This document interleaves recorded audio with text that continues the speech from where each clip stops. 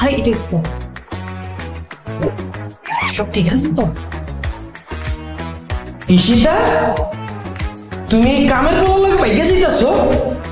তোমার আমি এত ভালোবাসলাম, এরপরেও তুমি কামের পোলার লাগে ভাইগা যাইতাছো? দেখা ফেলছো না? সমস্যা নাই, দেখা ফেলছো তো কি হয়েছে? একদিন না একদিন তো জানতাই, আগে জেনে গেছো, এতে কোনো সমস্যা নেই। জানছো তো কি হয়েছে? মানে চিন্তা করো না, বেশি দূরে যাব না। ওই যে আমাদের গ্রামের বাড়িটা আছে না, গ্রামের বাড়িতে যে থাকবো আমি আর ও। গ্রামে উঠবা মানে? ওমা, তুমি বাংলা বুঝো না? বুঝি। তাহলে আমি তো বাংলাই বলতেছি। এর লিগে কি তুমি কামের পোলার লাগে একই ছাদের তলে থাকবা নাকি? থাকবো। আমি তো মনে মনে কুদ্দুসকে স্বামী হিসাবে মাইনাই নিছি, আর কুদ্দুসও আমার মনে মনে বউ হিসাবে মাইনা নিছে। তুমি কোনো চিন্তা করো না, এখান থেকে যাওয়ার পর আমরা দুজন বিয়ে করে ফেলবো, আর বিয়ে করে একসাথে সংসার করবো। কুদ্দুসের বাচ্চা, আমার শুরু থেকেই সন্দেহ হইতাছিল তোর নজর আমার বউয়ের উপরে পড়ছে। খাইয়ে দিলি না আমার নিষ্পাপ বউটারে। খারা খামচা নাচুর ম্যাগি নুডলসের পোলা। আর খবরদার, তুমি ওকে কিছু বলবা না। ও আমাকে অনেক হেল্প করছে, অনেক সঙ্গ দিছে। তোমার যদি কিছু বলা থাকে না, তুমি আমাকে বলো।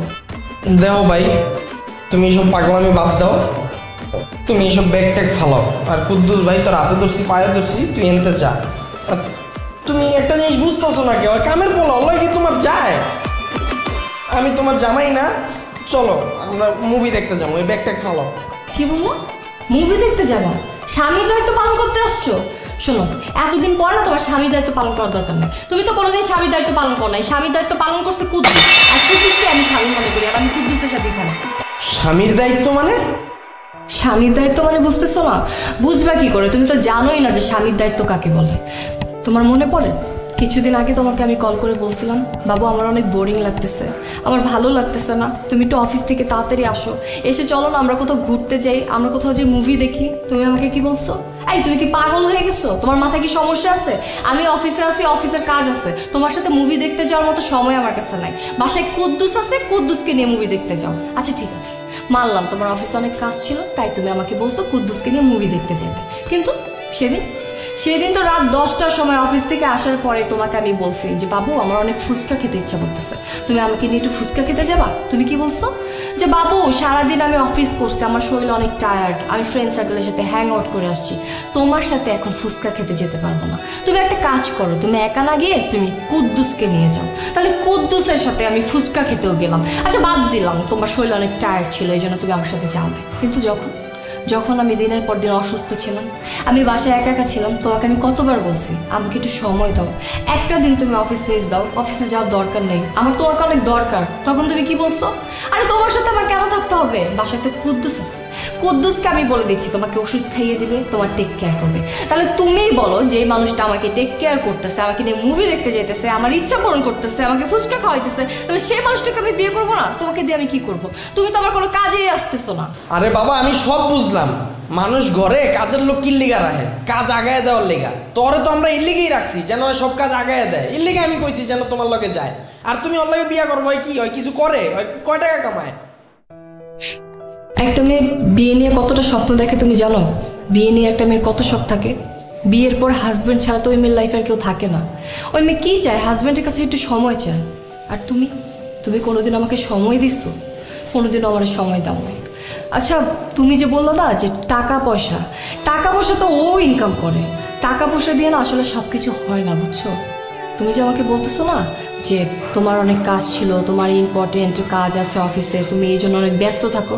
আসলে তুমি না আমাকে সময় দিতেই চাও না, এই জন্য তুমি সবসময় ব্যস্ত থাকো। তুমি যদি বাসায় এসে আমার সাথে 2 মিনিট কথা বলতা, তুমি যদি আমাকে একটু সময় দিতা, তাহলে তো আমি আর কিছুই চাইতাম না। আমি সবসময় চাইছি কি জানো? তুমি আমাকে নিয়ে ঘুরতে যাও, তুমি আমাকে নিয়ে ফুচকা খাইতে যাও, আমাকে মুভি দেখাও, আমার সাথে 5টা মিনিট 10টা মিনিট কথা বলো। কিন্তু সারাদিন তুমি অফিস করে এসে তুমি বাসায় এসে ফোন নিয়ে পড়ে থাকবে, নাহলে ফ্রেন্ড সার্কেলের সাথে আড্ডা দিবে। একটা জিনিস খেয়াল করছো? ফ্রেন্ড সার্কেলের সাথে আড্ডা দেওয়ার মতো সময় তোমার আছে, ফোন টিপার মতো সময় তোমার আছে, কিন্তু আমাকে সময় দেওয়ার মতো সময় তোমার নাই। তাহলে যেই মানুষটা আমাকে সময় দিতেছে, যেই মানুষটা আমার পেছনে থাকতেছে, আমার কথা ভাবতেছে, তাহলে তো আমার সেই মানুষটার সাথে থাকা উচিত। তুমি তো আমার কথা চিন্তা করো না, তুমি তো আমার কথা ভাবো না মুন্না। তাহলে আমি তোমার সাথে কেন থাকবো? আমি ওর সাথেই থাকবো। এখন থেকে প্রমিস করতেছি, অফিস থেকে আওয়ার পর আমি এক মুহূর্ত অন্য কোথাও সময় দিব না, আমি শুধু তোমার সময় দিব। তোমার রাত যদি 10টা কও 11টা কও 12টা কও, যখনই তোমার ফুচকা খাইতে মন চাইবো তুমি আমারে কইবা, আমি তোমার ফুচকা খাওয়াবো। যেদিন তুমি অসুস্থ থাকবা আমি অফিস থেকে ছুটি নেবো, তাও তুমি যাও না আমার রেখা।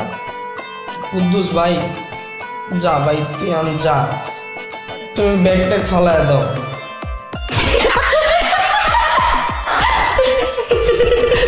কিলো তোমরা হাসতেছো কে?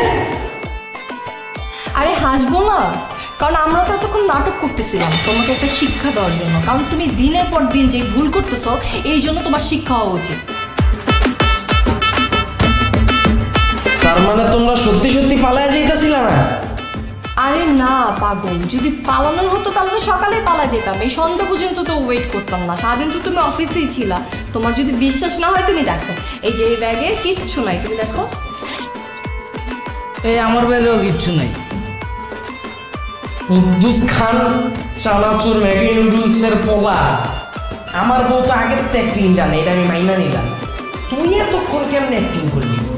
খাওয়া তো